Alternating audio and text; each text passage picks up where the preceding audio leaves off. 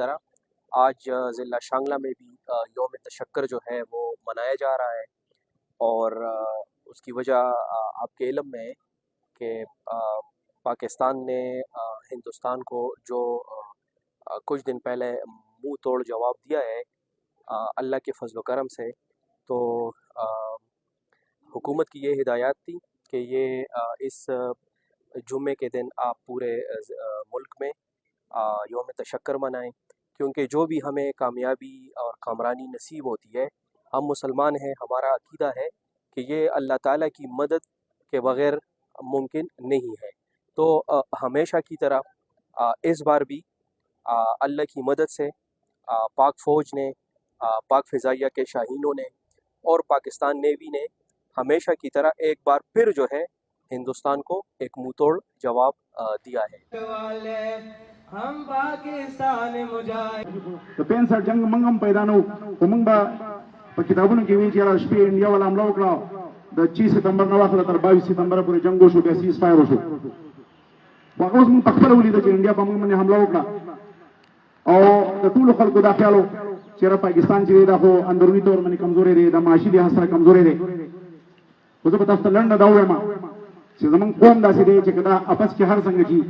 خو دشمن ته چې دا هغه څنګه چې وایي چې سیسه تلای دیوار دی دا مضبوط دی نو دشمن ته چې دی هغه مونږه بیا یوي بل خبره دا چې مونږ یو چې هغه وی هاف یونټي ان ډایورسټي مونږ سره ډایورسټي شته زمونږ کلچر کې ډایورسټي دا زمونږ ایتنیسټي کې ډایورسټي دا خو زمونږ مذهب زمونږ کلچر زمونږ قومیت چې هغه مونږ ته دا راګي چې مونږ چې بهر دشمن ته مونږ یوي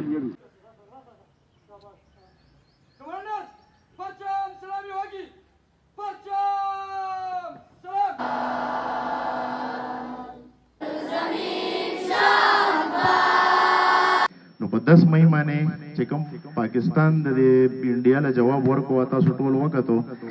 تر دې حدا پورې چې دا غي په میډیا کې دا خبره روانه وي چې لاهور تباه شو، پیښور تباه شو، کراچۍ تباه شو. تاسو ګورئ په پاکستان کې هیڅ شی نه تباه شوی، صرف دا غي دروغ او مکارتیال چلیدا په اورز باندې. او په 10 مئی باندې ولدا جواب ورکو چې دا ټرمپ راتو چې هغه ته نور کله پاکستان ول چې مسله حل کړه نو براتو په دغه ورځ باندې په خپل راغی او شپږ سپیچونه باندې باندې ورګړي دي چې زرا عالم محمد انډیا او د پاکستان د جنگ چې کوم دی پدې کې نو خبرې کولو مقصد دا دی چې د پاکستان چې کوم جواب په 10 مئی باندې دا د ټول دنیا به ان شاء الله مستقبل کې یاد ای چاینا چې کوم دی موږ باندې فخر کې چې دا زموږ یو داسې دوست ملک دی چې دا د دنیا ته یو خدای چې دا وړو کې ملک دی خو مقابله چل ورزي پاکستان لا पाकिस्तान जिंदाबाद पाकिस्तान जिंदाबाद